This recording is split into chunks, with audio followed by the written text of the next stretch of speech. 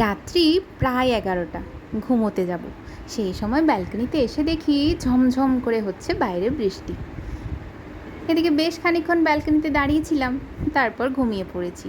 আর সকালবেলা উঠে দেখি সেই একই দৃশ্য। এই দেখো, এখনও কিন্তু সেই বৃষ্টি হয়েই চলেছে। আর ছোটো ছোটো বাচ্চাগুলো কীরকম রেনকোট পরে মায়ের কোলে চেপে ছাতা নিয়ে যাচ্ছে স্কুলে।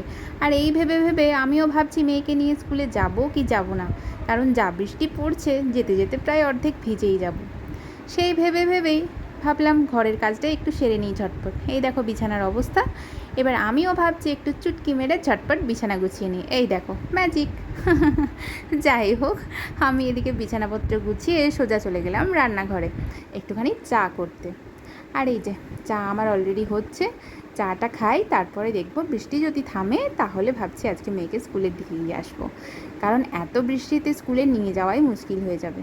তো এদিকে চা খাওয়ার পর দেখি বৃষ্টি একদম থেমে গেছে, তাই মেয়েকে ঝটপট রেডি করে স্কুলে দিয়ে এখন চলে এসেছি একটুখানি মাছ নিতে। আর মাছ কিনে সোজা চলে যাব বাড়ি। এদিকে মাছ নিয়ে বাড়ি আসার সময় একটু চপের দোকান থেকে গরম গরম চপও নিয়ে এসেছি।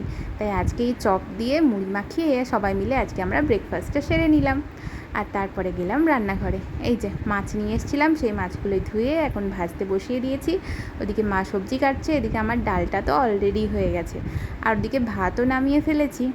আর এই যে এদিকে মা এখন লাল শাক কাটছে, আজকে একটু লাল শাকও নিয়ে এসেছি, তো এটা ভাজা হবে। আর এদিকে ঢ্যাঁড়স আলুর তরকারিও হবে, সেটাও দেখো এখানে চলছে। তো চলো, আজকে আমাদের রান্না তো এই ছিল। আজকের মতো ভিডিওটা এখানেই শেষ করছি। ভালো লাগলে লাইক করে দিও, চ্যানেলটা সাবস্ক্রাইব করে দিও। দেখা হচ্ছে অন্য একটা ব্লগে। টাটা।